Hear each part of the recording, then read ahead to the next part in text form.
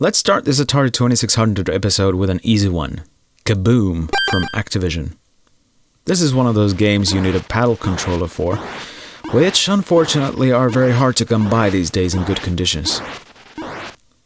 Kaboom is very simple to play but difficult to master. You control the set of paddles at the bottom, and you just need to follow the stream of bombs dropped by the cartoonish villain at the top of the screen, deflecting them to your best abilities. Miss one and you lose a life. It's very simple. As you clear levels, the bombs drop increasingly quicker in a wider area. There are various game modes in Kaboom, but even at its most basic form, it gives you enough of a challenge to keep at it for a while. Personally, my introduction to Kaboom came through an unexpected Atari 2600 Activision pack on the PC sometime before the turn of the millennium, and was from the beginning one of my favorites there, and is back in my nostalgia trips now that I have somewhat working paddles again. The subject of simulated pinball games in the olden days was more or less a joke, but there were some rather playable examples in the genre. Atari's very own Midnight Magic on the 2600 was one such game, although it did come out rather late in the console's lifespan in 1986. By that time, many better pinball games had taken things a lot further than had ever been possible on the 2600. However, Midnight Magic, which isn't actually related to David's Midnight Magic, another pinball game which I wrote a comparison of some years ago, Midnight Magic is a very playable pinball game, and considering the platform, it's a very impressive game with its speed, graphics, and even physics modeling to some extent. There isn't all that much to the game in terms of missions to accomplish, but the little it does have is enough to keep you attempting for the high score one more time, which is exactly what you would expect from a classic Atari game. One of the best racing games for the Atari 2600 was written by Larry Miller, and perhaps unsurprisingly published by Activision. Enduro is another Atari console original, with the only official port ever made for the Sinclair ZX Spectrum, which is a rather unexpected decision. Perhaps worth doing a comparison one day, particularly since it's now being ported to the MSX. Enduro puts you in control of a race car in the National Enduro, which is a long-distance endurance race.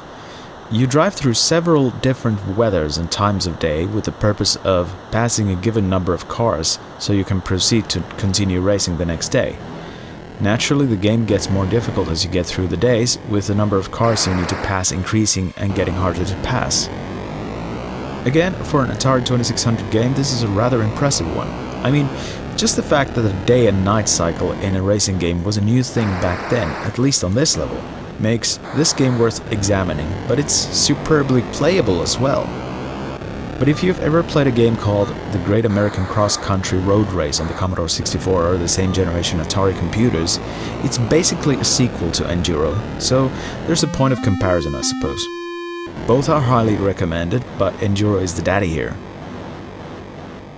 Originally an arcade game from SNK, released in 1981, Vanguard was ported for the 2600 by Dave Payne while working for Atari Incorporated. Although certainly a primitive shoot-'em-up, this is by no means an ordinary one, which is why I tend to get back to it every now and then instead of other classic Atari shooters like Centipede or Defender. The game is divided into maps which practically represent difficulty levels. It all starts with things scrolling the same speed as you move, but once you've cleared the first boss fight, everything gets much quicker and the levels are more difficult to navigate. Vanguard features an early example of a chance to continue where you're game overed, but you only get one continue. The maps are built so that the screen can scroll up, down and left, meaning you go to the right of course, which is a rare occurrence in classic scrolling shooters. The boss fight isn't much of a fight though, which kind of lets down the experience a bit, but there's a nice musical surprise which perhaps makes up for that if you're a Queen fan like myself. The first level of each map contains power upgrades that makes you invulnerable to enemy vessels, and while you're invulnerable, Volton's theme from the Flash Gordon soundtrack is played. How's that for an unexpected bonus? So yeah, I guess that's enough reason for it to be a good nostalgia game for me, even though I didn't actually grow up with the game. Let's end with another Activision game, by the very same Gary Kitchen who made Keystone Capers from the previous Atari 2600 episode. Pressure Cooker can be considered the grandfather to Team 70's modern classic cooking game, Overcooked, and its sequel. Basically, you make burgers on a conveyor belt, according to the ordered ingredients shown at the bottom of the screen, and then deliver them to the screen below in the color-coordinated chutes.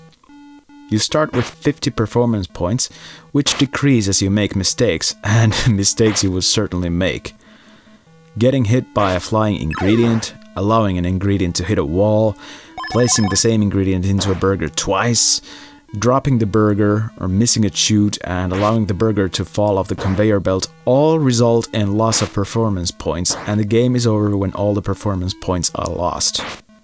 Pressure Cooker is, much like its modern equivalent, an insanely hectic and often unfairly difficult game, which requires plenty of practice, lots of luck, and nerves of steel.